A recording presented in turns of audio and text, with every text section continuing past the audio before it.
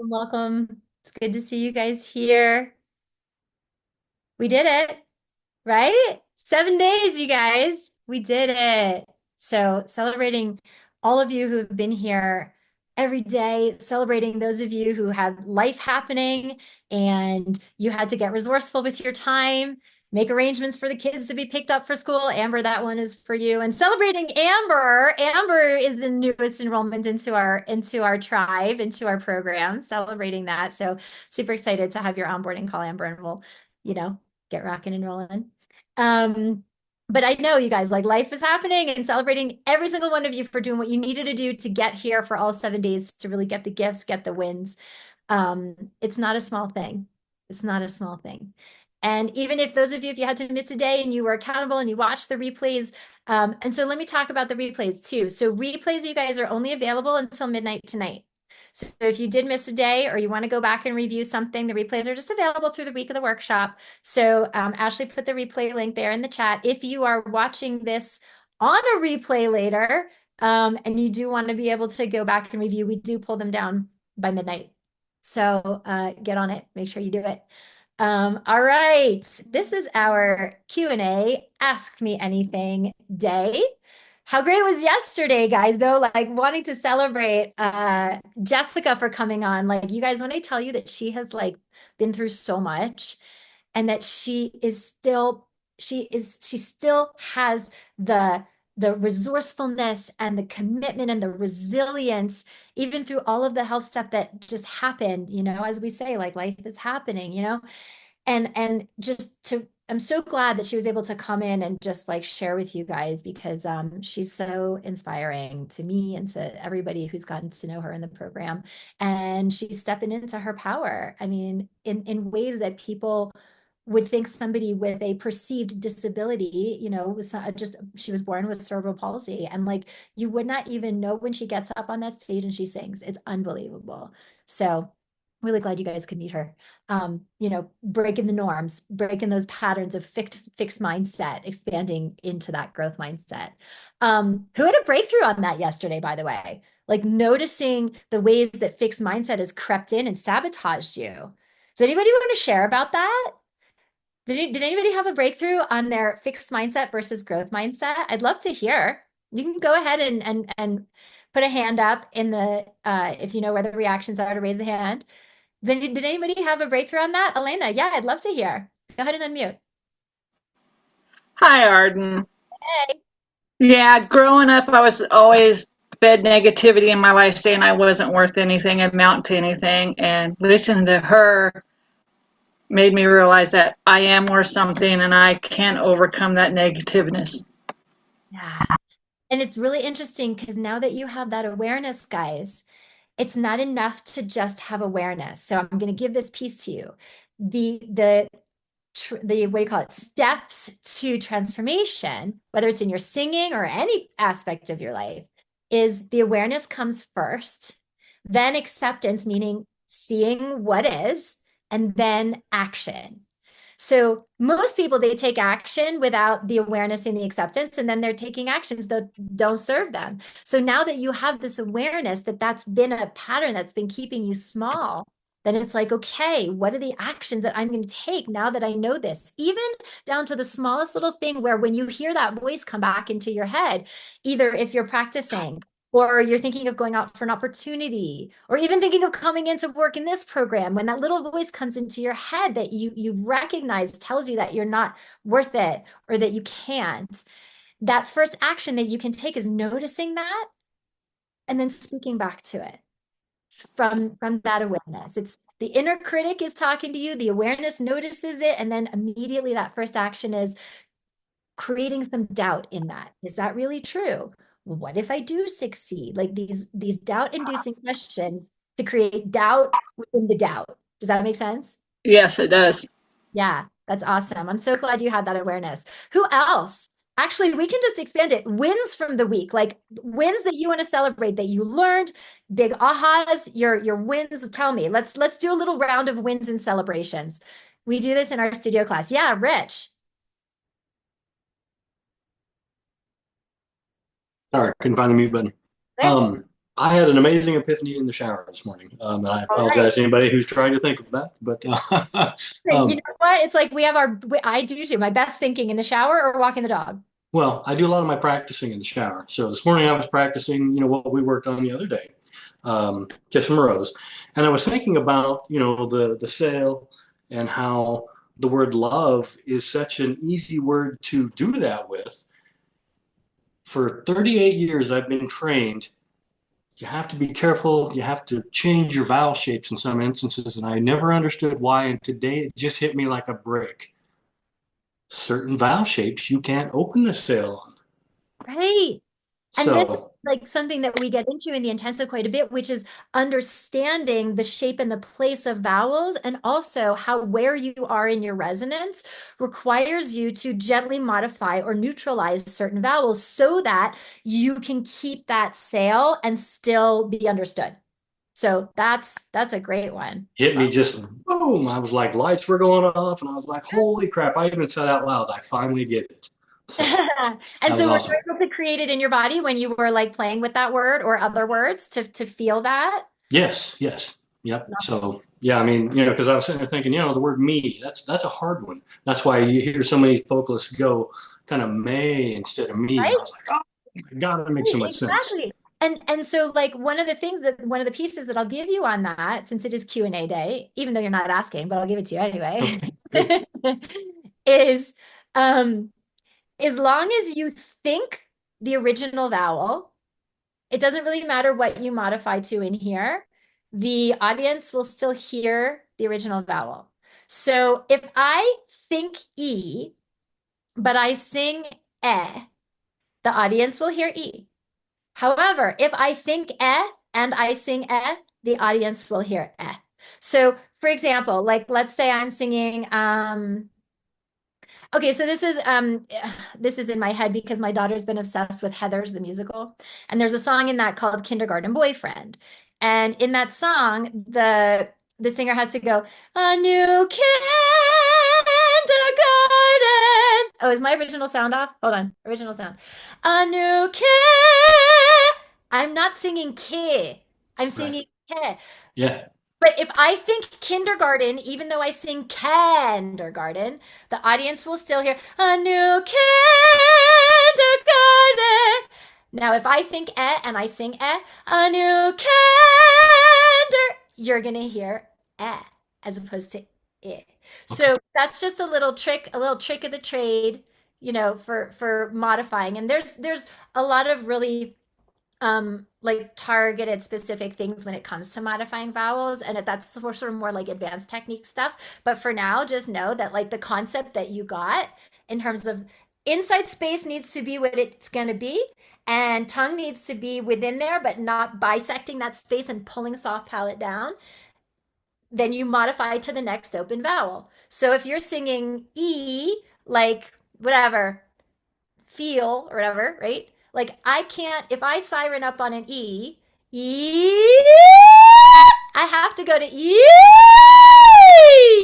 I Right. can't do E with my tongue all the way up on that arch. Sure. Like I can't. Yeah. I have to let my tongue fall away from the roof of my mouth, and I'm going from E to I. Now, like on kindergarten, I went to the next open vowel from E to E. And it's the same thing if you're on oo. For example, Yeah. you can't go ooh. You can't. Ooh. Right? If I'm singing a super high note on an ooh, I'm not singing ooh. I'm letting it neutralize to the next open vowel, which is more like an feeling. Right? So whatever I'm doing, ooh, but I have to think ooh. Ooh. Ooh. But if you start on ooh and you end on ooh and you think ooh the whole time, even if you modify going up, the audience will still hear ooh. So it Very doesn't cool. to the vowel spectrum you're on. You're just modifying to the next more open vowel. Yeah. Um, Makes that's sense. cool. So Cool. hopefully somebody else won't take 38 years to realize that for me. So, It's okay. Better late than never. right. Better late than never. Awesome. And Rick, get on my call calendar. You've been here every single day. Get on my calendar. Let's talk. Okay. So Anybody else? We are doing wins and celebrations from the week. Your ahas, the big breakthroughs that you've had. I want you to claim them. I want you to own them, and I want you to celebrate it. And no win is too small. Yeah, Heather. Well, I with the limiting the fixed mindset, I always, you have to identify your problem spots to work on them, right? You have to know what you need to work on, but I would always think of it as, I like the mixed voice. I can't I can't mix very well. Well, yeah, and if I keep thinking I can't do it, then I can't do it. But if I can reframe that as to like know that that's what I need to work on, but that I can and I will get there, then that opens up the possibility that I can Exactly. So one of my instead of favorite, saying, "Oh, I'm being realistic." Well, I'm not. no, I'm going to give you two of my favorite quotes. First favorite quote, I believe, is Henry Ford, which is whether you think you can or whether you think you can't, you're right. And second favorite quote is Will Smith. Don't kill me for quoting Will Smith, who said something to the effect of being realistic is the surest path to mediocrity. Oh, that hurts. Zing, right? But how Yeah. true is that? Nobody ever did anything new or great or beyond what they've ever done before by being realistic. Like think what you want about Elon Musk, but like he ain't realistic when it comes to Tesla, SpaceX, like whatever. You know what I mean? Like again, think what you want about Donald Trump, whether you support him or you don't. He ain't realistic and look where he is. You know? And so like being realistic is the surest path to mediocrity because it puts a cap on what you think is possible and what you think you will create, which is exactly what we've been playing with this week. The minute that your thoughts started to change when you were coaching the other day, you started to connect, and then what you created was like eons different for your Yeah. own experience of it, and as the audience were impacted by it. So yeah, like I'm so glad that you got that as a takeaway. That's awesome. Run with it. Run with it. You guys, you can either fight for your limitations or you can fight for what's possible, but you can't do both. So don't be realistic. It's no fun. Awesome. I love that. That's a great win, Heather. Who else? We're doing wins and celebrations from the week. Your biggest breakthroughs, your biggest takeaways, your biggest ahas. Who's got more? You guys find the win. Yes, Nicholas. Go ahead and unmute and come on camera. Oh, sorry. It's like It's you okay. hear me and I was muted. Uh-huh. Uh, It's okay. so one of my wins was I was auditioning. Are Uh, you cool to come on I know camera, you Nick? didn't get my audition. Wait, hang Oh, on, Nick. camera? Are you cool to come on camera? Do you know Yeah, how I can to? go on camera. There you go. I just want to see who I'm talking to because I haven't talked to you yet. Hi, good to see you. Uh, I have a parrot in the second floor, so It's all good. if it screams, uh, uh, that's just the parrot. Now you know. Um, I was auditioning on Thursday or Wednesday, and I was having such a blast, like actually getting to all of the notes with a different technique, and it felt like it felt because there's this thing that I wanted to show people as well. Like I want to just teach for like 5 seconds. It's like it's this thing where if you do this with on both sides of your face, you kind of hear how you sound to other people without the skull ringing into the ear and that. So that was I was trying that with the technique as well, and I was noticing that it's like it really works a lot in terms of but it isn't like a foolproof because it kind of makes me look silly. But Yeah. I was enjoying the auditioning process so much with the technique that I actually felt so confident that I didn't like I felt like I learned so much from this that I didn't I wanted to try and help other like lower or increase everyone else's chances if like not to sound like overconfident or anything but just Yeah. Well, wanting to because and also on the fact that what's that I was just saying that also because like my technique was like so rigid for such a long time that I have a lot of unlearning to do before I think I So should. Um, because this is big though, Nicholas. This is big because like first of all, I like that you pointed out the unlearning. You guys, for most of you, this is a process of undoing first and foremost. And then we replace that with the foundation of the more efficient, techniques that you're learning, right? It's part unlearning and then part relearning or replacing, yeah, I guess you would say. and even if I were to revert back to my habits, which I think were like because I had recovered from an injury that I think I had lost like a bit of where my um because my voice actually my my vocal cords or my I don't know what it's called the this area Your I would larynx? always my larynx, yeah, I think I would always bring it up as much as possible. Yeah. And this was and I was like all the time, like not even while I was just singing, like and everywhere else, like it was, and I think it was a part of like it kept me in like a good mood, but uh in a better mood. Excuse me. Um and so learning how to bring it all the way down actually is like kind of tough. And I think it might actually have to do Well, with my jaw a little. yeah, and so like to talk about that for a second, you guys, is like a lot of singers, especially those of you who push your chest voice way up, like without good support, that it hikes your larynx all the way up, and it's a lot of tension and it's a lot of pressure and it's a lot of strain. Um, so manipulating your larynx, whether it's intentional or unintentional, in that direction is not healthy and can land in vocal injury because it's a lot of pressure on the cords.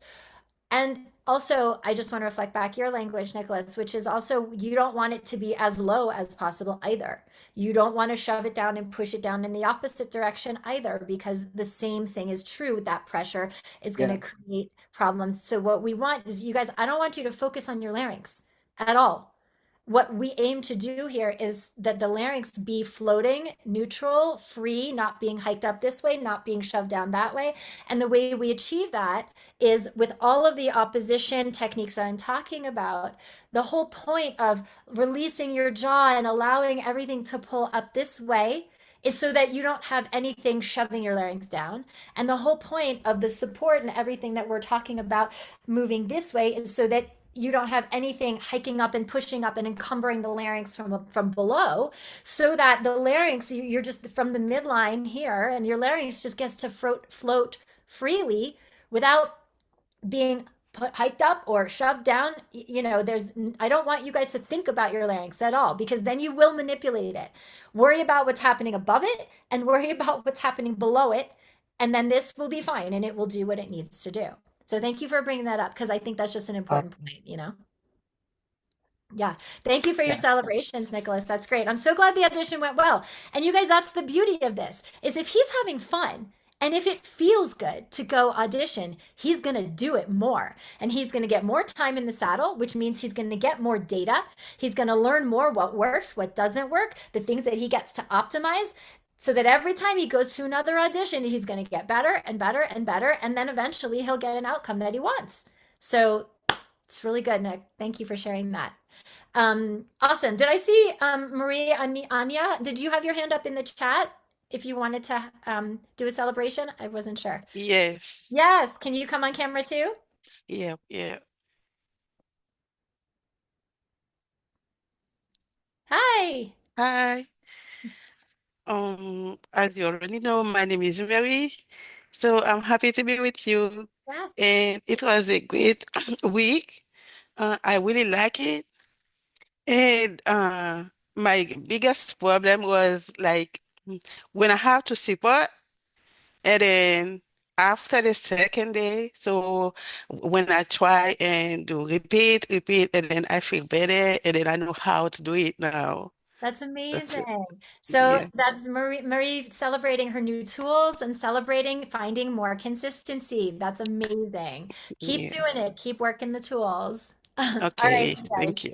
Yeah. Great wins, great celebrations. And I see also those of you celebrating in the chat that your breakthroughs, Heidi celebrating, understanding better how this works with the container support and understanding how to connect your body into sound. So thank you guys for putting your other celebrations here in the chat. Um, so today is Q&A day. Ask me anything day. Reminder, you guys, keep doing your meditations. Keep doing them. It's the conditioning of that matters. Not It's not a one and done thing. It's the mind. You have to think of the mind like a stallion, like a horse that the stallion, it just wants to run, just like your mind. You know what I mean? And it's like you got to hop on that stallion and you got to drag the reins and pull it back. And that mind wants to go to the inner critic and go to that place and run, and it's like, oh, take the reins, right? And when you do your meditation daily, that's what you're practicing. That's what you're conditioning. Like you're going to go into your to-do list and your mind and all the things, and it's like, oh, come back. And you're training yourself how to do that in a neutral moment and a peaceful moment so that your mind and body know how to engage that way with each other when you're in a moment where there's more at stake, like an audition, like a recording session, like, performance. So keep doing your meditations. Okay. Congratulations. I said this. Congratulations to Amber and to Svetlana for their enrollments into the intensive. I'm super excited to speak to those of you who have booked a call. All right. This is our bonus session. This is our Ask Me Anything today. So I had a bunch of similar questions that were submitted just about the program. I just want to address those first, and then we'll get to the technique questions. Let's get these out of the way. So some of you were asking, when are the intensive programs, like dates and times of classes and stuff? What about conflicts? What if you have to miss a session or something like that?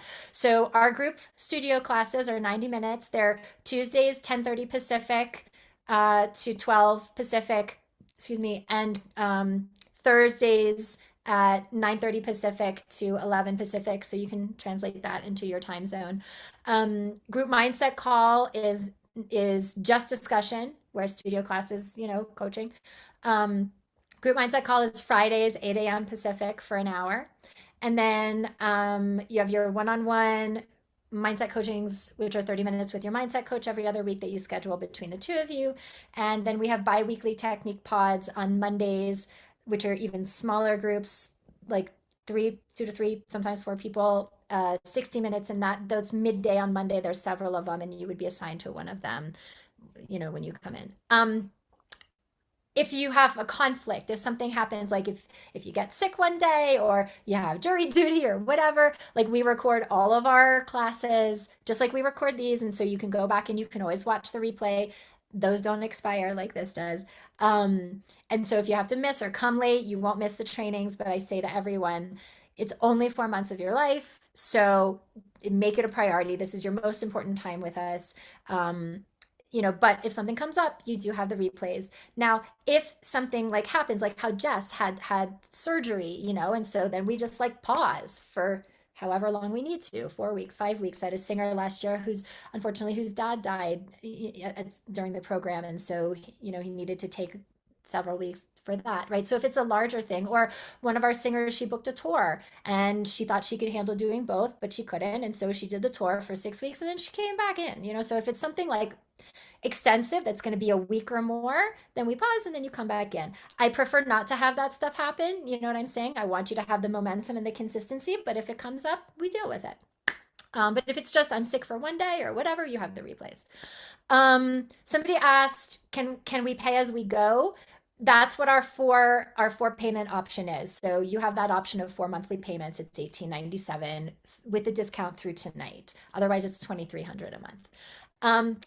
Somebody asked, how big are the groups, and do you take time during each group call for every person? And are you coaching specifically? Yes, I am coaching. You are with me twice a week in studio class, one-on-one, eyes and ears on you in front of the group, very much like how we did here, just a little bit longer periods of time because classes are longer. So it is me coaching twice a week. Technique pod on Mondays is Coach Annie, who you met in a couple days ago in session. And Mindset Calls is Coach Judy, who you also met yesterday. And the groups, we never have more than like 12 or 15 singers in the program at any time because it's a lot of individual attention. And I come into studio class every day and I say, all right, everybody type into the chat, where are you in what module? What are the technique trainings that you are working on? What do you want some support on today? And so there are singers who raise their hand every single class and they want to coach every single class. There are singers who don't necessarily want to do that. They want to maybe coach once a week, you know. So like if you're raising your hand, I have time for you. And that's why we keep the groups nice and small. Somebody asked, what happens if we join and we change our mind? Very good question. So within the first 2 weeks of the program, if at any time you're like, you know what, this is not for me, then we prorate you, we refund the rest. No harm, no foul. But after the first 2 weeks, so within 2 weeks, you will have been in 6 group studio classes with us. You will have been in Technique Pod. You will have had one-on-one mindset call. You will have had modules and technique trainings, and like you know what we're about. If after that, at the end of the 2 weeks, you're like, you know what, this is not for me during that first period of time, we refund you and prorate. After that, though, you know what we're about. You've been in the mix and you know, and then after that, there is no refund because we're here to get you results, right? Now, this is not an invitation to dip your pinky toe in and come in for 2 weeks and like kind of be a fly on the wall and like see if this is, no, that does not work because you will have no idea because you're not actually engaging, right? But if you come in, you playful out, you give 100% and you're like, you know what? This is not for me, then we prorate you, we refund the rest. So literally nothing to lose. And I will tell you, I've never actually refunded anybody. So, but that option is there because I stand by what we do. And then let's see. I think that was all the program questions. I guess while we're on this topic, does anybody else have a specific question about the training program before we get to the technique questions and stuff? If you do, you can go ahead and unmute and just ask me, or you can raise your hand in the chat. Does anybody have any other questions about that? Okay, cool. If you do, you can put it in the chat, and if you think of one, and Ashley will let me know that I have a question to answer. Okay, so let's get to the technique questions. Okay. So a couple of you put questions in the Facebook group, and then if you have a question that you've been saving for this, which you did not ask in the Facebook group, then please use the raise hand function so that I know that you have a question. I see some of you are putting them into the chat, but it would be great because the chat just keeps rolling. It'd be great if you could use the raise hand function, and then I will get to you. And if you don't know how to do that, Ashley will tell you. Okay, so Rich had a question that he put. He had 2 questions. So first is, are there different approaches? Wait, let me get so I can see. Are there different approaches that need to be considered with regard to posture when singing in the sitting position? Okay, so here's my diatribe about sitting versus standing. When you are first learning the foundations of technique, especially this technique, it is always best to learn it standing first because you have your entire body beneath you. And understanding the sensations of opposition and energy when you're standing, you have your feet, like, you know, if you work with me, you'll hear me a lot of the time saying to singers, feel your feet, directing energy in through your hips, through your knees, down through the soles of your feet. And so when you're first learning, especially pelvic floor and the flex downwards, it's just easiest to feel it and embody it from standing first. That said, once you've got it, you can sit, you can stand. I could be doing cartwheels. I could stand on my head and sing on the arias. Like, you got it. You know how to do it. You can be doing, arabesques across the stage and it will be there for you. So when it comes to posture, at least in the sitting position, if you have to sit for some reason, because you're somebody who maybe, has a physical limitation that makes it difficult for you to maybe stand for long periods of time, or you have an injury or something like that, if you do have to sit, what you want to do for practice, especially while this technique is new, you want to sit on a hard surface. a piano bench or a wooden chair or something hard, and you want to push your booty to the very end of the chair. So your sits bones are like right at the end of the chair, and you want to have your feet hips distance, and you want to have your legs like 90 degrees. So it's just a very like straightforward posture, but you want to be right up on the edge of the chair. You don't want to be sitting back, and you certainly don't want to be leaning back. Rich, does that answer your question? Were you also asking about standing posture, or was it just singing? It was more about performances because I play it in an acoustic duo, so we're sitting the whole time. So Okay. that's Yeah. So the issues that you have are probably less about sitting and probably more because you mentioned that you're playing guitar? yes. Yeah, and more about how you are using your guitar. So I work with so many singers who are guitar players, obviously, and the majority of you, gosh, I wish I had my guitar in here. It's upstairs. The majority of you go towards your instrument. You do this. Yep. And look what that does to all of the muscles, your physiology here. Okay. So if you're a guitar player, I encourage you to use a strap so that you don't actually have to have the weight of your instrument, and to make the strap a little shorter than you might otherwise so that the instrument is coming to you as opposed to you going to your instrument. Gotcha. Okay. Yeah. And so probably, the posture that you're referring to is less about sitting than it is about that. Okay. All right. Yeah. Very good. Thank you. Yeah, good question. Okay, hang on. The other question Rich had was, are there any drinks, tonics, elixirs, potions that are good for soothing the throat after singing? I've been hearing about lemon juice for a long time, not sure if that's fact or fiction. Okay. So if you feel this is I'm going to zoom out here for a second.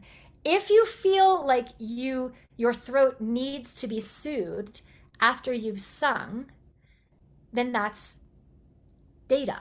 It's telling you that you haven't been in your support. So if you don't want to have to soothe your throat after you sing, then address what's happening when you sing that's making you feel like you're grabbing, that that the throat is uncomfortable in some way. So that's just like first things first, right? That said, no, there are no tonics, elixirs, potions. The reason why you feel the way you do in your throat is because the technique is not efficient, right? So the other piece of this is that you have two tubes, right? You have the tube that is your esophagus, which is where your food goes, and the elixir, potion, tonic, whatever goes. And then you have the tube, which is your trachea, which is where the air comes. And the larynx sits right on top of the trachea. So when you swallow water or some kind of liquid or whatever, it doesn't go over your larynx. It doesn't touch your larynx. It goes down the other pipe. Yeah. So if it makes you feel better to have tea or whatever, it's not because there's anything that is actually wrong or abrasive, like actually around your cords.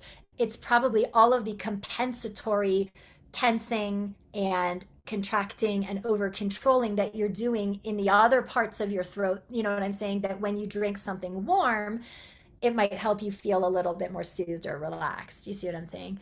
But like, if you find something that you like to drink and it feels good for you, great, do it. If but there's no magic potion. There's no magic like anything here. You know what I mean? Like, Okay. yeah, and that like nothing is a substitute for good technique. I've heard Okay.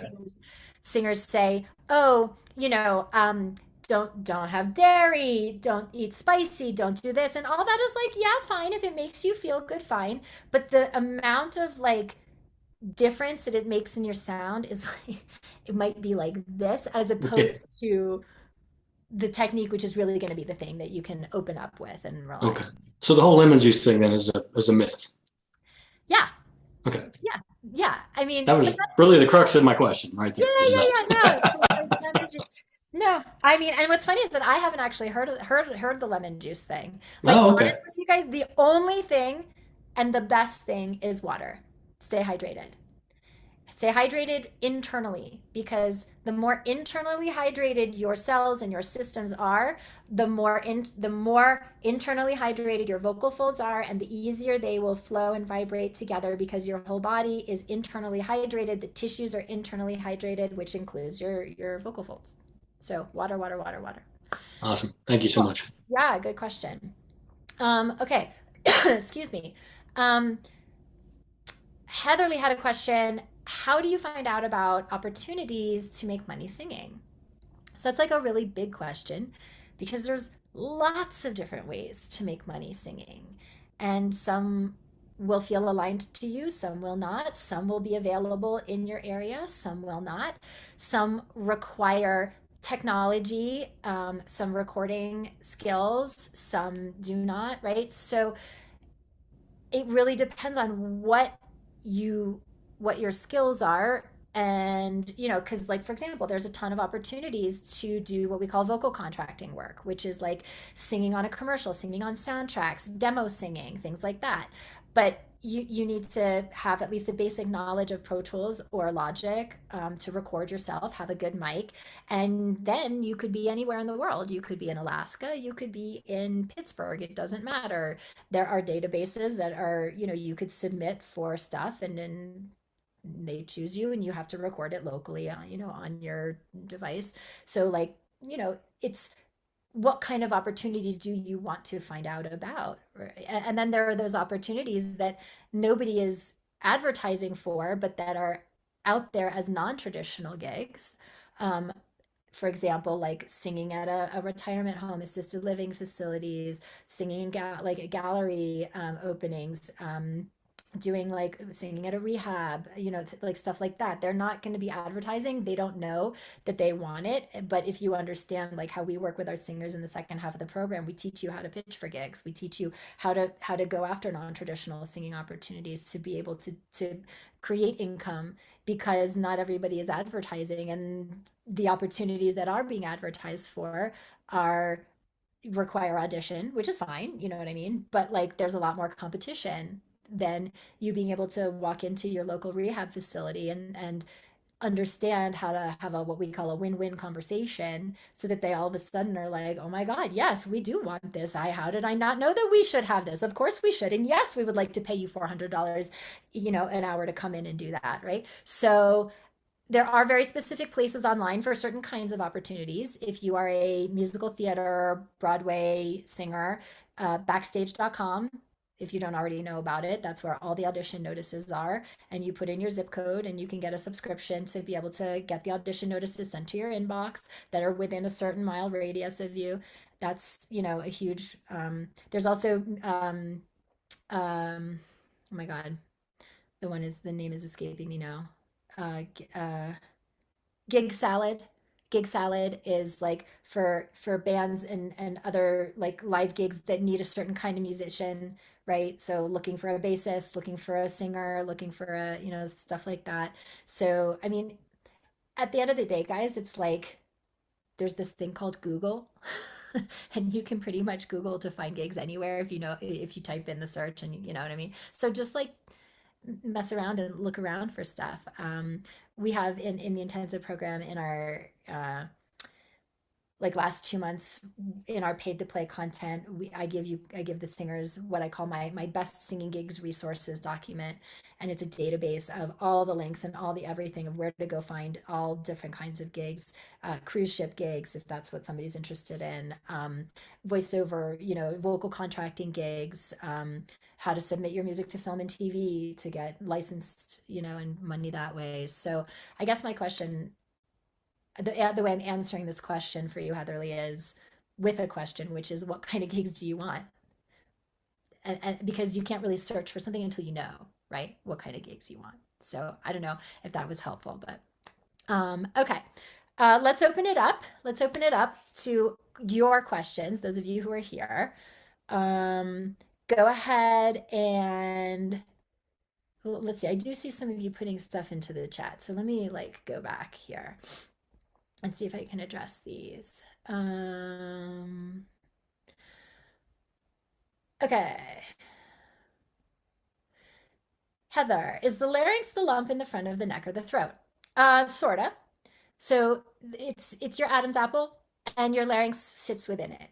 So men have longer vocal cords because so if you think about it, like their voices are lower, and if you think about like a stringed instrument, like an upright bass, long strings, low sound, right? Violin, short strings, high sound. So men have bigger larynxes because they have longer vocal cords, which is why you can see their Adam's apple, which is where the larynx lives, much more pronounced. Women, our cords are not as long, our voices are higher, and so you don't really see it, but you can feel it a little bit. So that's where your larynx is. Let's see. Lorraine has a question. How to adjust the sail or the anchor for more of a jazz feel? I'm not warmed up at all and can't fully warm up with the congestion level anymore. I never tried to take Psalm 22 to a jazz feel, not a typical approach, without being warmed up. But I never knew the anchor or back breaking, let alone the sail. Okay, wait, Lorraine, are you here? You are here. I saw you come in. Can you unmute and like be more specific and tell me what you're asking me? You're asking me how to do it in a jazz style. You're asking me how to get the physiology to do that. Go ahead and unmute if you can, Lorraine, and come on camera. Okay. Okay. Can you hear me now? Yeah, can you come on camera though? I don't see you. I'm driving. Okay, so why don't we do this? Let's put a pin in it and I will answer will you be back within the time of the class? I think maybe 20-30 minutes. Yeah, great. So just come back into the chat or raise your hand and when you get back in, and then because I want to help you with it, but I need you to be able to see me and I don't want you to drive into a tree. So Thank so you. let's come back when you're done. Okay. Let's see. I'm looking at the questions. Okay. So Heather's asking about phlegm and dairy. Okay. So the thing about phlegm and dairy is that like unless you have an actual like extreme allergy reaction to dairy, like you actually have like a documented dairy allergy and you get a very extreme phlegm reaction to it, the amount of slight more phlegm that somebody might get by having ice cream or milk or whatever, before they sing is completely what's the word? It doesn't matter at all. Irrelevant is the word I'm looking for. It's completely irrelevant if you have good technique. And that little amount of phlegm, it'll just vibrate off your cords. It's like, don't worry about it. I can't have dairy before I sing. I mean, unless you have that extreme dairy reaction, don't worry about it. I can have milk before I sing. And even if I have a little phlegm, it doesn't matter. You know why? Because I'm bulletproof with my opposition. It doesn't matter. So, that's, it just tends to be for singers who are insecure about their technique. They want to blame everything else. They want to, and I'm not saying you're doing this, Heather. I'm just saying they want to, look for excuses outside of them. Oh, it's because I slept in air conditioning. Oh, it's the milk that I drank. Oh, it's the kitchen sink, you know what I mean? And it's because the truth is they don't have a bulletproof instrument. They do not know how to set up the mind and body so that they can deliver when it counts any single time. Like I there's a performance that I will never forget. I was singing with Portland Symphony. So it was like 100 years ago. And I was sick, like really sick, but not like voice sick. It was congestion sick. It was like all up here.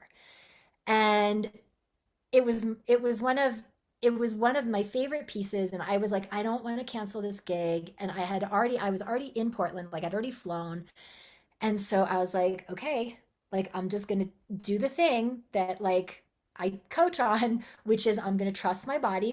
I'm gonna be in my anchor, I'm gonna be in my sail, and then I'm gonna trust that that the sound, even though it sounds weird in my head because I'm completely congested, I'm not listening to it. Just continuing to feel my technique. I can still lift my sail even if I have some congestion on it. I can still do that, And so, doing the things that I could do. I'm steaming, to loosen up the muckety muck, and taking some Claritin, which, that can work for some people. For some people it doesn't. For some people it can really dry you out, which then you don't want to do. And it was a fantastic performance. Like, was it like it would have been had I been well? No, but it was like 85% of that, and the audience didn't know the difference, you know? So it's like, what's an excuse? And what out of fear? Because I could have been like, well, if I was sick, like if I had laryngitis or if I had strep throat or if my larynx was swollen and the tissue around my throat was swollen, different story. I wouldn't have done it. My voice was fine. I just, was a little scared because I couldn't feel my resonance the way that I always had. But that's the beauty of this work, you guys, is that you don't need to hear what's going on inside your head. You just need to be able to feel the muscle memory of the technique. And when you have that muscle memory, you can drink milk, you can sleep in air conditioning, you can be a little sick, you can do all this stuff, and you can still make a good sound. So that's a good question. Let's see. Looking at more of your questions in the chat. Okay. Shedian, am I getting your name right? Has a question. I'm a worship singer, but I eat a lot of ice. Is that okay? Listen, if you're singing great and you're eating ice and you're singing great, then eat ice. It doesn't affect you. If you're singing great and you can rely on your voice and you eat ice and then all of a sudden things don't go as well, then maybe don't eat ice, But ice is just water. Some people prefer warm, some people prefer cold. It doesn't matter, And again, like I totally get these questions, guys, because you're trying to figure out how to optimize your instrument. The thing you need to do to optimize your instrument is your anchor and your sail, is your breath support and your resonance. When you get that, eat ice, don't eat ice. Drink warm, drink cold. Doesn't matter. Like the reliability and the consistency of the technique is what's going to make all the difference. I hope I'm like, am I belaboring this point enough for you guys? Like, I hope you guys are not like, oh my God, Arden, stop it. But seriously, none of that stuff matters. It's all mostly irrelevant if you have good technique, right? Okay, let's see. Oh, this is a great question, Christine. Anything you can share about developing vibrato? Okay, Christine, come on, unmute for a second and come on camera. I'm curious what your experience has been with vibrato. Very little. It just has never been there naturally. Okay. I touched it a couple of times, but. Okay. No, this is a great question. So you guys, the way that vibrato is created, the chords vibrate two ways. So I don't know if you guys have ever seen a picture of a vocal cords, but they sit in your larynx, in the disc of your larynx, and that's just like, cartilaginous tissue. And the vocal folds are down either side, and the vocal folds come together on the edges like little butterfly wings, and they vibrate like this. Like if any of you have ever been scoped at the ENT's office and you've seen your cords vibrate, like they vibrate like this. And that's the vibration that creates the sound, is the cords coming together and come like that. Now, the length of the cord can also vibrate. So the cords attach in the front and at the back in the disc of the larynx. And the length of the cord can also vibrate like this. Okay? So the sound is created by the cords going like this and the edges coming together. And then the vibrato is created by the cords going like this. Okay? Mm-hmm. And vibrato is, when you hear a beautiful vibrato, it's created by the exact right velocity of air passing through the cords and the exact right volume of air passing through the cords. And so if there's anything off in the consistency of that stream or in the velocity and amount that's coming through, you will get different kinds of vibrato. And also if there's any holding or tension going on, also that might be preventing those cords from going like this because there's like holding and tension, right? So the vibrato is affected. So like you've probably heard people who have a very bleating vibrato, right? That's tension, that's coming from tension. If you've had people who have a very wide vibrato, that's coming from, that's what we call like a diaphragmatically created vibrato, where the diaphragm is unstable and it's going like this. You can actually force your diaphragm to do that. I can actually go, and you may have seen people when they sing who you can actually see that going on in here, right? And that's the whole spectrum, and there's everything in between, with efficiency being like right in the middle. So when I'm coaching singers, like singers in the program, I'm like, don't worry about your vibrato. I don't care about your vibrato. It comes in, it doesn't come in. Don't worry about it right now. Like, I want you to just be on the efficiency of your support.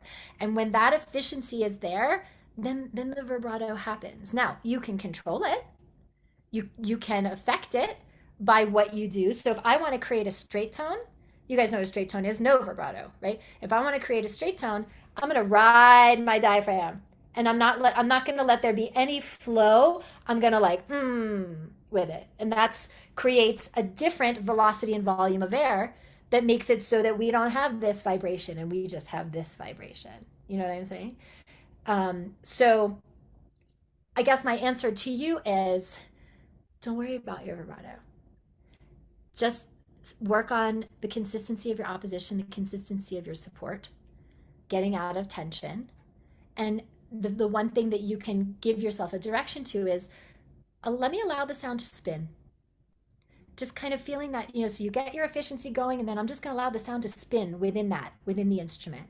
Like we talk about, like, you can spin this way. I like that idea of spin, that image of vertical spin when we're talking about vibrato, and the spin always goes this way.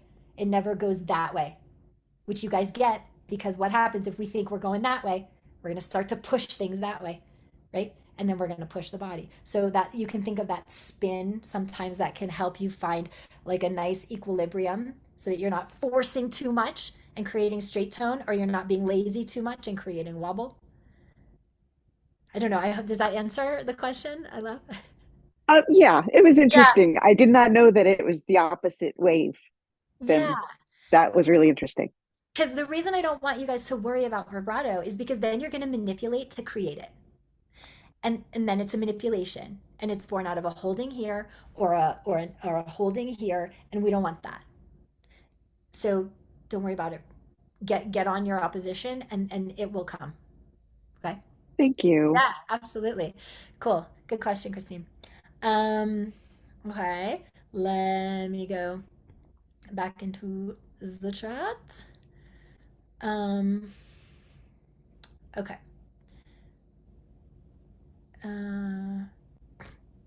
Thoughts on Manuka honey? For what? For what? Just for soothing your throat? I mean, again, there's nothing wrong with honey. If you like it, if it makes you feel good, have honey. But just know it's not going to make you a better singer.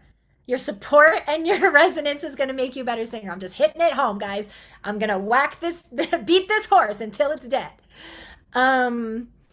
Okay, Heather, what if I keep pushing my larynx down when I try to activate my sail, like when I yawn? Okay, so this is a good question, because when we talked about the inside space, I gave you the image of a yawn for you to feel your soft palate stretch.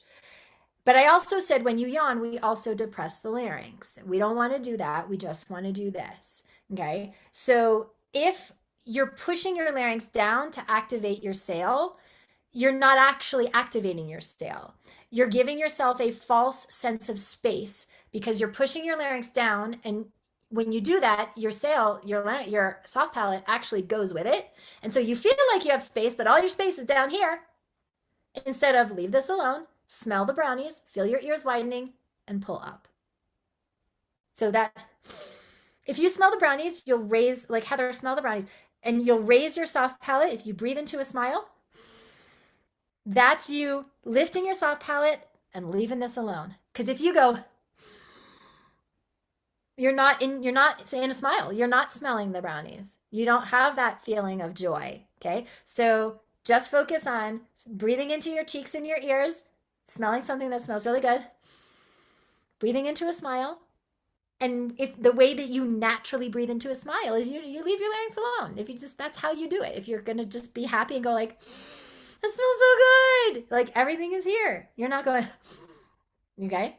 You can't be in a smile and be depressing your larynx at the same time. You can't. So just really, really be intentional about your smile. Close your mouth and see what happens. Yep. There you go. So play with that. Okay, let's see. And Heather, get on my call calendar. Where are you? Get on my call calendar. Let's figure out a way to get you training. Okay. Let's see. Going down. Oh, you know what we have to do? Cecilia's here. I want you guys to meet her. And I told her to be here like 15 minutes ago, and she's been here. Okay, we're gonna get back to Q&A in a minute, but I really want you guys to meet Cecilia because she has such experience of like opening back up her voice. And she's currently in our training program. And she really knows how hard it is to be out there hustling, doing everything that you know how to do, and still not succeeding with her voice at the level she wants. And so she came in with so many limiting beliefs in her mind and habits in her body. About 2 months ago, she started the program, preventing her from her most powerful sound. And so she's halfway through now, and she's had some incredible breakthroughs. And I want her to share that with you in terms of finding her power, finding her consistency, finding her sound again, that I think, you guys can learn from. So please welcome Cecilia Blackwell. Hi, Cecilia. How's it going? I think she just got to unmute. Yeah. Yeah. Okay. Hey, hey. Hey, hi everybody. Welcome. I was getting carried away. You know me when I get on my soapboxes, right? So I would just love if you would share with everybody what was going on with your singing before working with us. I was singing mostly like soft head voice because that's what I had done all my life. I didn't really come from supportive parents. My mom would be like, "Be quiet in there." So I learned to sing. I was always singing like this, and it sounded nice, but it wasn't. I knew that there was more to my voice and I didn't know how to use it. I was always watching YouTube videos, trying to understand how do you do this? What are singers doing to get that sound? And I was trying to get better, but that wasn't working. And how was that affecting you, if you don't mind sharing with everybody? I felt bad. I felt like it was me. Like I'm not a good singer. And I would tell my friends, like, I can't sing. And there's, what are you talking about? I heard your song. But they didn't understand, like, I don't know how to sing the same every time. Sometimes I would do things and I'd be like, oh my God, how did I do that? I didn't understand. I didn't have like a real technique. And I didn't have a technique that was going to allow me to execute every time. Mm-hmm. And I know you and I had a call 2 years ago, maybe. Yeah. And it took you 2 years to really step into what you wanted. Maybe, can you share with everybody what was stopping you? I think ultimately I just didn't believe in myself, and that manifested in me feeling like, oh no, well and I had a voice coach. So I was like, well, I'll just keep working with her. But she didn't teach me the right techniques. I mean, I actually paid people and still didn't know how to sing. They taught me the wrong things. Yeah. So yeah. How many of you are in that same boat? It's very common. I said to somebody on the phone yesterday, one of you, I was like, unfortunately, anybody can call themselves an expert singer and coach. There's no like certification for it. And unfortunately, there's a lot of bad, misguided training out there, and it's not on purpose. They were taught by people who didn't know what they were talking about either. Right. And so I'm curious, inside of the program, what are the biggest changes that you have noticed, and what are the things that have made the biggest differences for you, your biggest shifts, your biggest wins so Oh far? my God, there have been so many. I say first and foremost, I'm not afraid to sing, and I'm singing songs I never thought I could sing. Like, oh, that's a powerhouse, or that's too high. That's not true. Because it's like you said, once you have technique, once you kind of get the basics, I feel free. I'm happy. I've been singing since I was 4. All I've wanted to do was sing. And it stopped being fun because it was hard. Sometimes I'd be singing and I'd be straining, and it was like I just didn't understand what I was doing. So I kind of lost the love, but it's back. I'm excited. I'm singing all the time. I feel good. I found my sweet spot. Yeah, I found the sweet spot.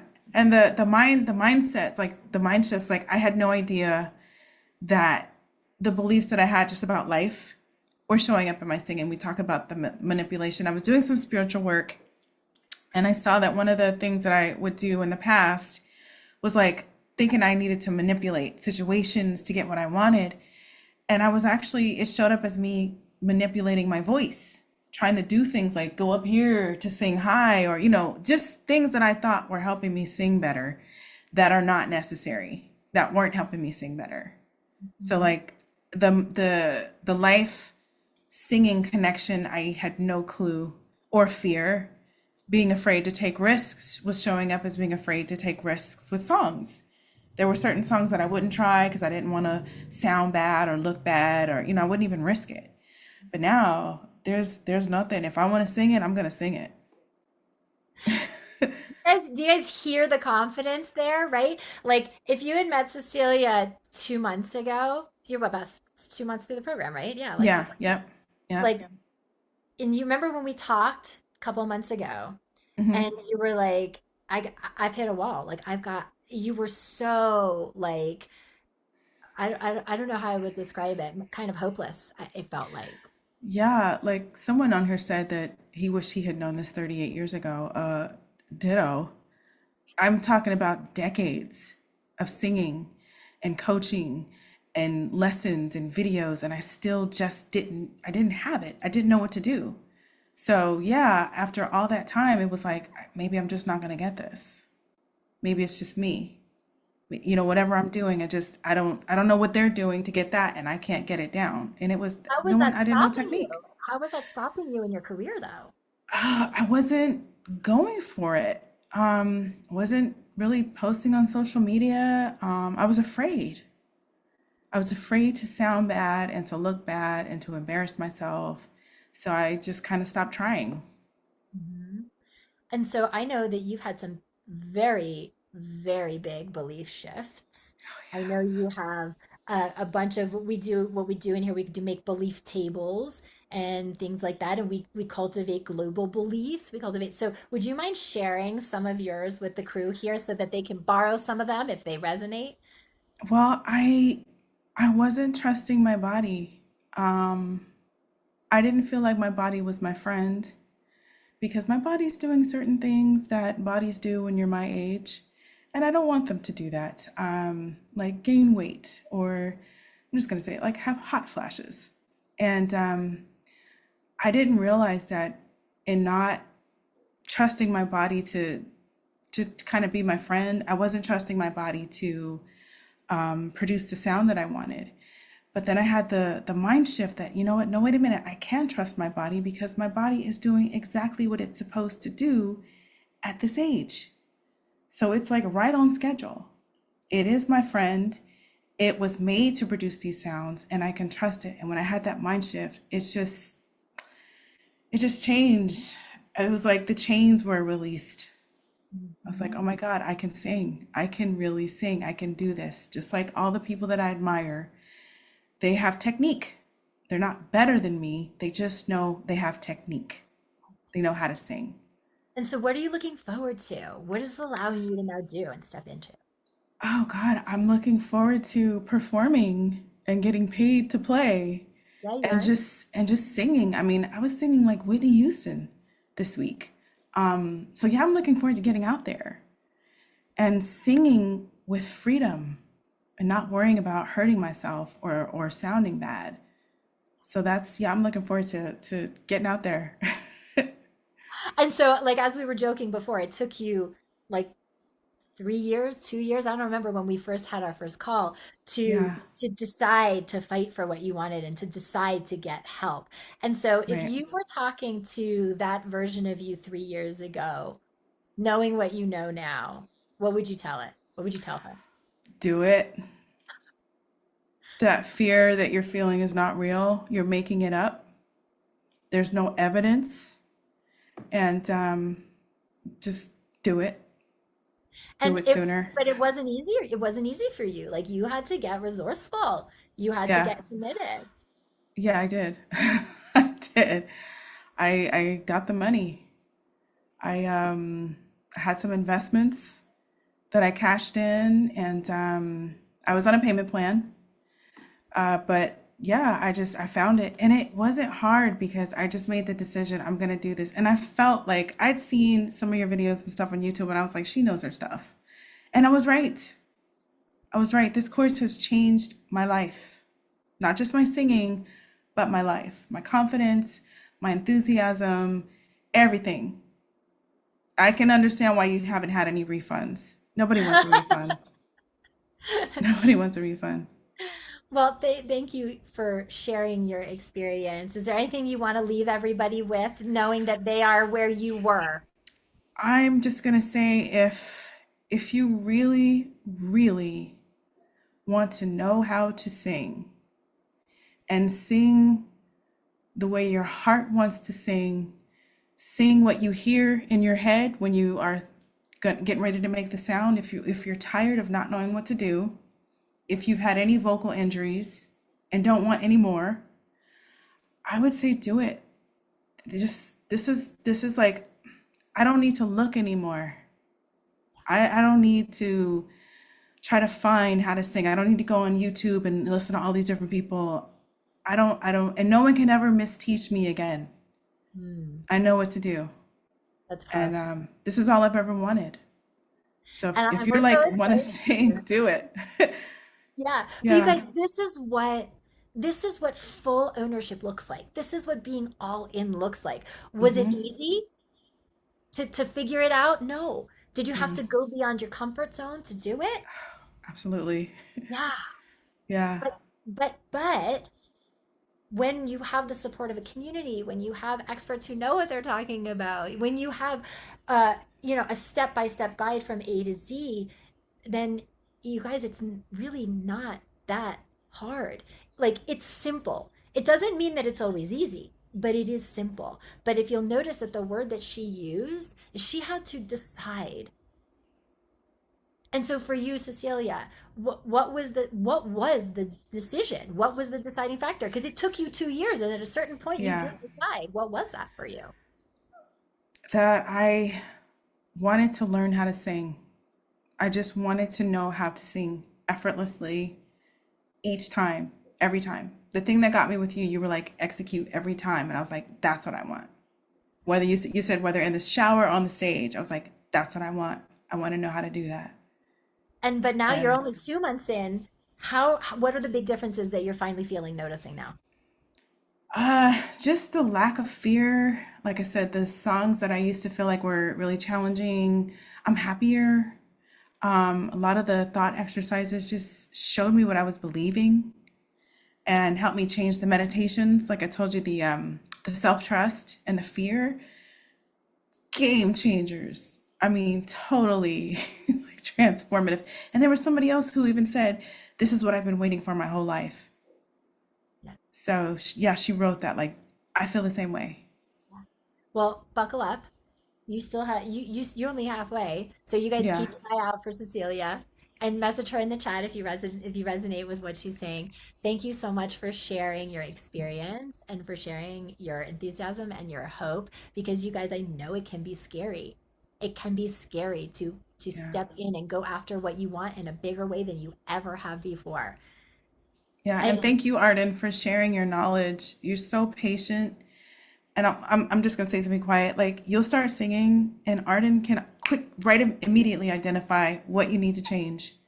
And she'll say, try this, and you'll do it. And it's like, oh my God. So many people like, oh my God. Like they couldn't believe that they could make that sound or sing like that. That happens all the time. And I'm gonna be quiet. Thank you, Arden. thank you so much, Cecilia. Thank you for sharing your experience.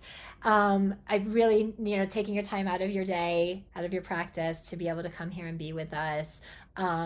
Okay, so we're gonna go back to Q&A for a couple minutes.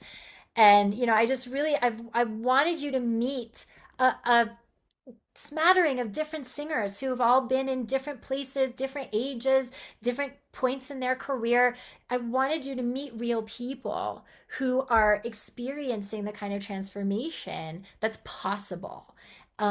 Because, like, I could talk about it till I'm blue in the face, but it's so much more powerful you to understand what's possible for you when you hear somebody else tell your story, when you hear somebody else talk about the exact same things that you're going through, to get that hope and to get to really step into that possibility that it can be different. And all you have to do is decide to claim it. just like Cecilia did, just like Jessica did yesterday, you know? Okay, I'm going back and I'm looking into the chat to see what we have to see. Okay. Let's see. Okay, well, I see where we were. Okay. Let's see. Rigo's asking, what would I recommend is the most efficient way to learn how to use the elements of all the elements of technique at the same time? Good question, Rigo, because there's a lot of moving parts, right?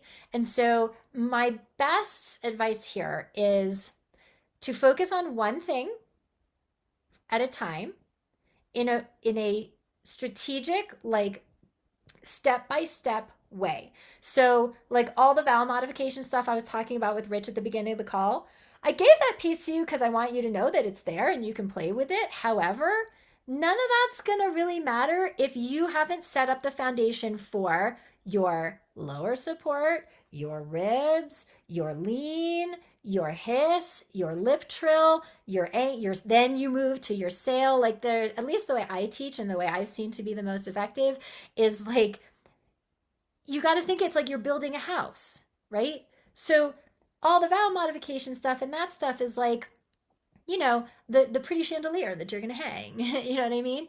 But like this is your foundational stuff. This is the slab, and this is the drywall, and the, you know what I'm saying? And so focus on building one piece at a time. And once you feel like you have those pieces individually, when you focus on them, then it's the idea of zooming out. Like, so for you, Rigo, because I know you, like global images instead of targeted images. So you might have a targeted image for the shape that you want. Right? And you also might have a targeted image for the way that you want to feel your pelvic floor or your lower support. But that's now 2 plates you have to spin. And you might also have a targeted image for your alignment and your posture. You might also have a targeted image for your jaw. Now you got 5 plates to spin. You got 5 targeted images, and that feels like a lot. So then what we want to do is we want to come up with a global image that gets you where you want to go. So like I know because I've worked with Rigo, like we talk about the beach ball. Be the beach ball. Everything is moving away from the midline, just like a beach ball. The air is trying to escape, which is what gives it its, you know, its shape, right? So that would be an image that I would give someone who's working on their lean and their expansion and freeing the larynx, because we're moving everything away from the midline. So now you know how to do each one of these individual pieces, right? But now you have a targeted global image that all you need to do is think, be the beach ball in this example, and that's going to put you in your opposition. Okay, so I hope that kind of helps is for you to find a global image that works for you. Yeah. Okay, Aura. Are you supposed to feel any pressure in your lower body when flexing for support? Yeah, a little. Yeah, you will feel, I mean, it's not like discomfort, pressure, but it's like it's a feeling of engagement. It's a feeling of flex. It's a feeling that these muscles are engaging. They're doing something. So yes, it is you might feel it in your body like a little bit of pressure, but it's not uncomfortable, and it should not feel uncomfortable. If it does, then you're going too far, and you're like whacking the flex instead of just sitting into it. That was a good question. Let's see. Let me go forward in the chat. Elena, how do I break the habits of listening to the negative thoughts in my head when I sing? Daily meditation. Daily meditation. Because you can't change something that you're not used to detaching and witnessing from. The reason that you listen to the negative thoughts is because you're engaging with them. You're listening with them, to them. You're believing them. You're fighting with them. Instead of when you learn, doing daily meditation, what you're training your mind to do is to witness the thought without engaging with it, without believing it, without listening to it. It's like, like the ticker at the bottom of CNN, right? It's like the thought comes in, I see it, it goes out. Not the thought comes in, oh my God, what is it saying? Am I really doing that? Is that really going to work? I should be scared, or am I going to fuck it up, or am I going to, and then it goes out. Like, if you did that with everything that came into CNN, it would be really uncomfortable, right? Although with the news these days, but anyway, like, so learning how to detach from your thoughts and just witness them without judgment, because right now you listen to it, you have a habit of engaging with it and believing it, or all the things that go on. So when you can understand what it's like to have that practice of, oh, I see that thought, you're going to mess up the audition. That's interesting. Now you're aligning with your awareness instead of the inner critic that's like, you're going to mess up the audition. Oh my God, what's going to happen? Am I going to mess up the audition? I'm not prepared enough. Everybody else is better than me. Should I really even take the time to do this? Right? Spin, spin, spin. Instead, you see the thought, oh, that's interesting. How do I want to respond to that thought? From my awareness, from that witness, not from the monkey mind that created that thought, from the fear-based mind, the inner critic mind. So first, it's how you stop listening to that, how you break the habit of that, is you learn how to witness your thoughts instead of engage with your thoughts. You are not your thoughts. You have thoughts, but you are not your thoughts. You guys ever stop to wonder when you have a thought, who notices it? Who notices it is the awareness within. Call it your consciousness, call it your soul. It goes by many names. You are not your thoughts. So how you break the habit of engaging and listening is you start to align with your witness instead of the inner critic, monkey, ego mind that created that thought. So that's very like meta Buddhist, but I hope that makes sense.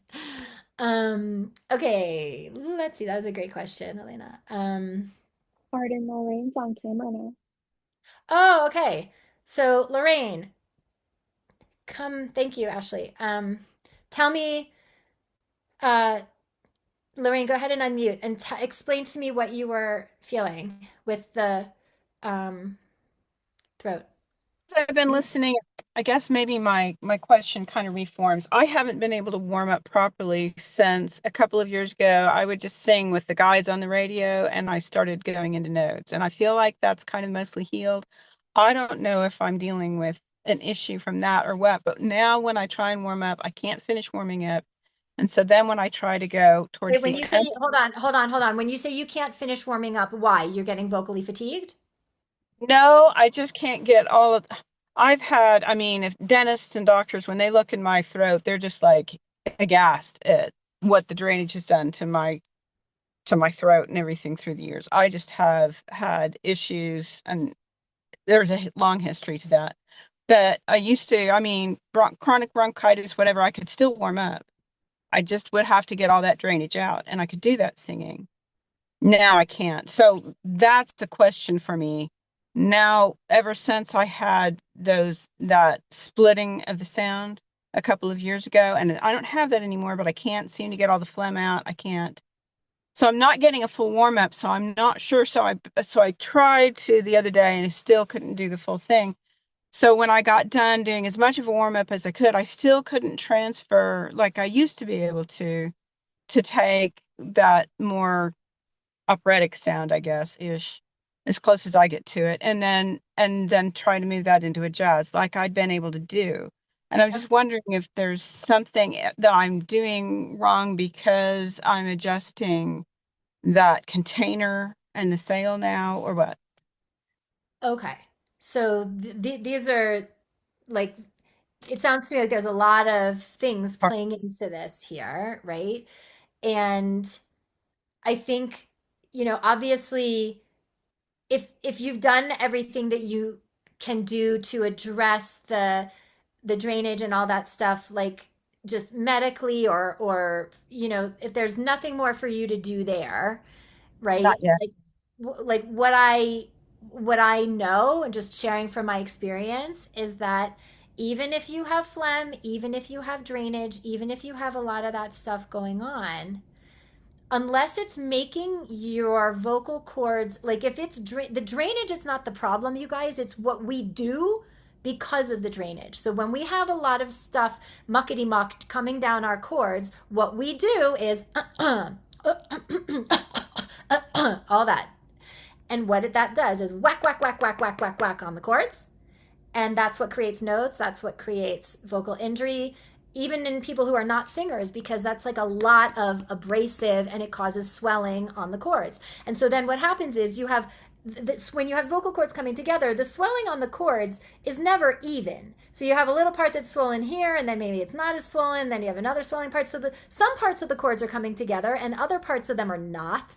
And it's a very airy sound because the cords are not occluding seamlessly. And so what then singers do is they use their tongue and their muscles around the sides of their larynx to push these cords together. Now you have cords that are already swollen, okay? Already swollen.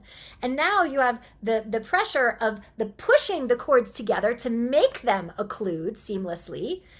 And that creates even more vocal fatigue and even more swelling because of the pressure that you're now putting on cords when they vibrate, okay? So the problem is not you, and look, you guys, I'm not a doctor. This is just been my experience from working with singers for a long time, which is that the problem is not usually the drainage itself. The problem is what singers do then because of it. Well, okay, so there's probably a lot to what you're saying. What I find when I'm warming up is I'm singing really good, and then there's a note or area, and then I find that, yeah, that's where I have something, and I don't clear my throat because I heard that's bad. But I just try and let the sound rattle that area as opposed to my cords, and then it just starts clearing out. And then when it's all gone, then I don't rattle. Right, because if you can resist that urge to right, then right. if you're on your technique, if you're on your support, and you're in the right shape of resonance, and you're not in tension and habit, then the muckety muck, it will vibrate off. It will. Right. And that's why also, you guys, like what I was talking about being internally hydrated, the more internally hydrated you are, the more watery and viscous the mucus that your body produces will be, and the easier it is to vibrate off. Okay. So there's that piece. But then there's also a piece which when it comes to technique and it comes to jazz versus classical versus whatever, like for all genres, you guys, 90% of the technique is the same. The breath support is the same no matter what. And the majority of the resonance is the same no matter what, but for the shape. So you still need height, but the shape that the soft palate is going to create specifically for in head voice for operatic sound versus for more contemporary pop or jazz sound is a little different. This is more advanced technique. I'm just going to tell you what it is. It's going to be hard for you to implement in your body without like what I was telling Rich, the pieces of the puzzle that like come before it. You know what I'm saying? But the shape of my inside soft palate resonance, if I'm singing operatically in my head voice, is very domey. It's a very diagonal, round dome. So that sound is, whatever. Well, actually, that's too high because I'm going to demonstrate both in chest. Well, no, I can do it in head. Okay, so let's do it more in a contemporary, a pitch that would be in a contemporary song, which wouldn't be that. So it would be more like, that's very domey. You guys see me in my sail, right? Now, if I want to do that note in mix / like more contemporary head voice, Broadway type style or jazz type style, I'm still super high, but instead of being in a domey roof, it's going to be like a gabled roof, like a pitched roof. So it's still high, but the shape of it is different. So or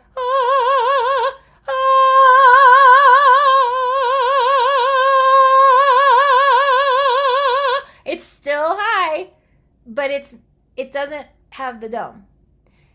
It going back and forth. So, but the only way I can do that, guys, is because I am completely plugged down here. Meaning I am like the elevator is moving down, so that I can play with this up here and nothing else is changing, nothing else is getting in the way. But that's, that's much more nuanced. It's much more, like to be able to do that, all the other sort of pieces of the house, right, are required. Right. As I opened that further because I had more of the container support, Right. then Yes. I couldn't adjust into it anymore. I'm like, I don't get it. Thank you. I'll Yeah. play with it. Okay. Good. Cool. Yeah, and that's an interesting thing because I know, for those of you in here who do different genres, and want to be able to do them believably, right? To be able to sing, whatever, like Defying Gravity, if you're like a Wicked fan, right? And you're a classical singer, and all you've ever been taught is that do-mi shape, then you're gonna sound like, let's see, I want to make sure I'm kind of in around the right key because otherwise it's gonna sound weird. So like, you know, uh, tell them how I'm defiant. I mean, that doesn't sound, that's not what you want, I can do it like that. Tell them how, or tell them how.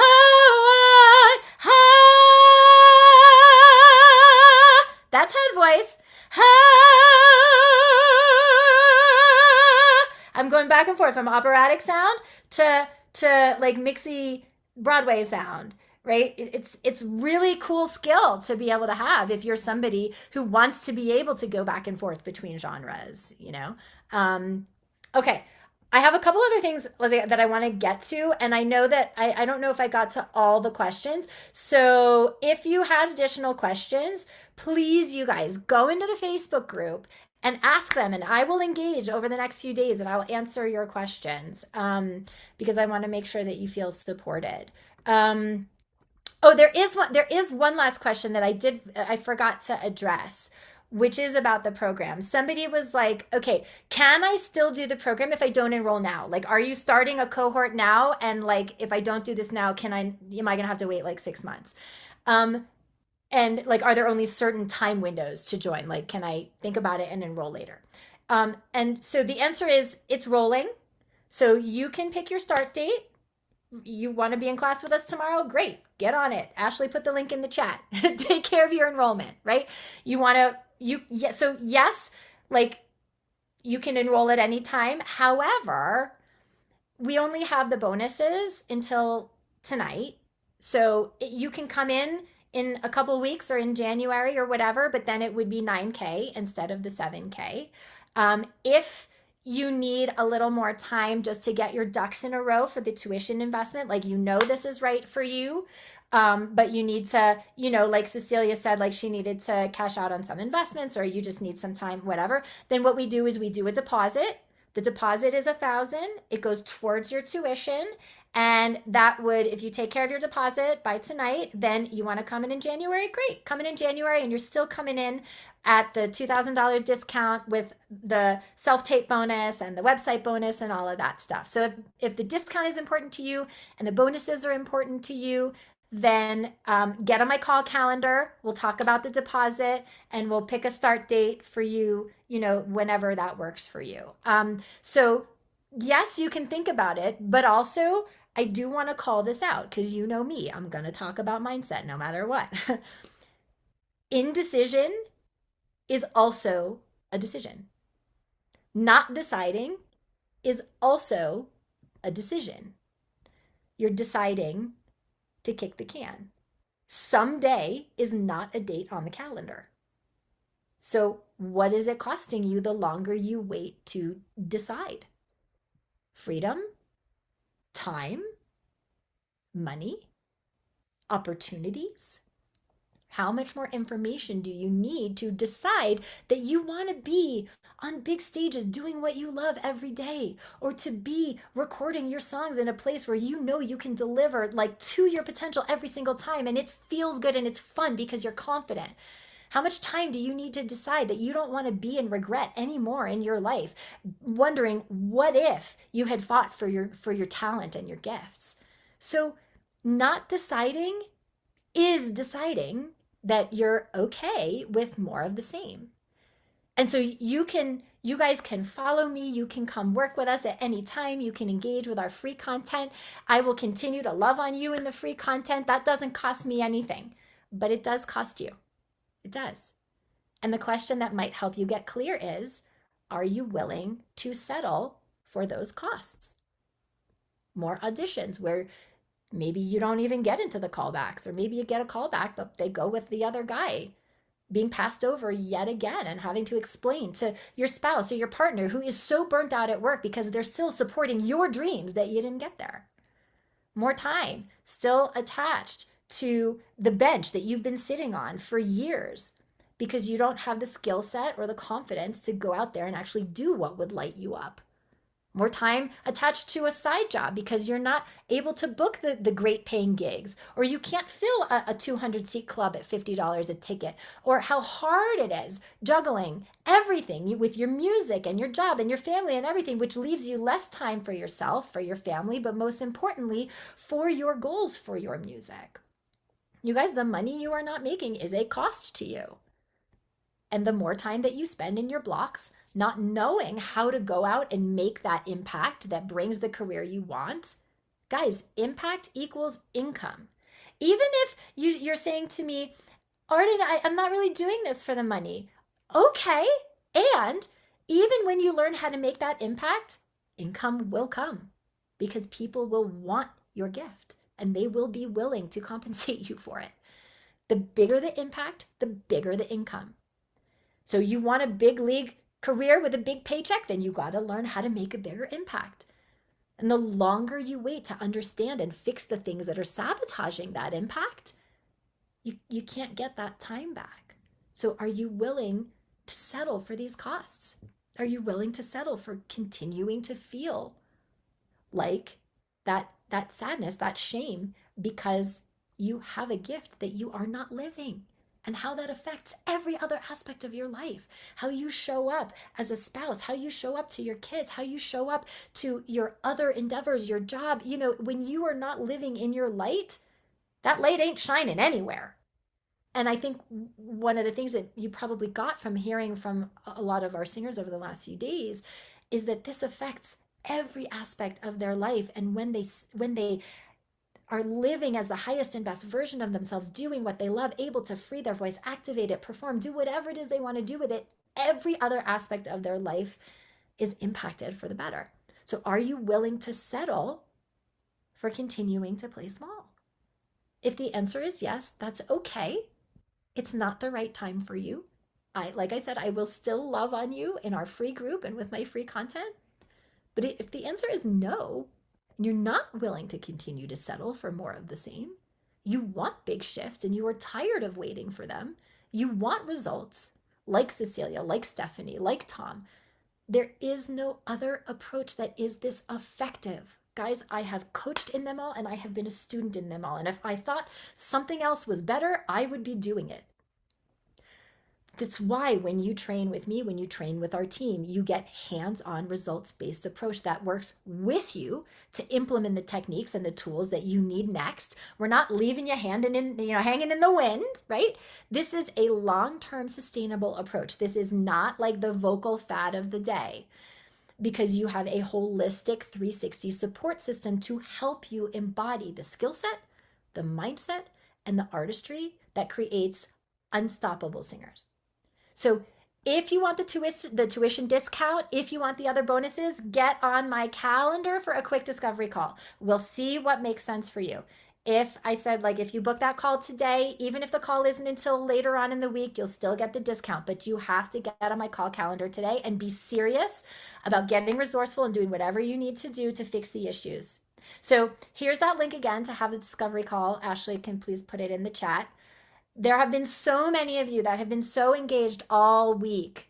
Audrey, Rich, you guys get on my calendar. Audrey, Rich, Aubrey, I see you in the chat. Engaging. Allison B, Maureen, Gordon, I know you, Gordon. Get back on my calendar. You guys get on my calendar. Take the next indicated step, no matter how scary it feels, no matter how outside your comfort zone it is, because I promise you that everything you want is just on the other side of your comfort zone. And if you want to stay comfortable, that is your prerogative. I will still love you and you will stay where you are. So if you're ready to shift, let us help you. Book your discovery call. And again, if you already know this is the right opportunity for you, then you can get the link, the payment options, take care of your enrollment right now, and you can literally be in class with us tomorrow. Ashley will put the Learn More and Enroll link into the chat as well for you guys. You can take care of your enrollment right there. It's been amazing spending time with you, getting to know you guys. Be sure to grab the replays, download the homework from the masterclass workbook, like the MP3s and stuff, before all that goes away at midnight tonight. Stay active in the Facebook group. I will continue to see you in there, and enjoy the rest of your week, guys. Have an amazing Thanksgiving. Thank you guys from the bottom of my heart. Bye, everybody.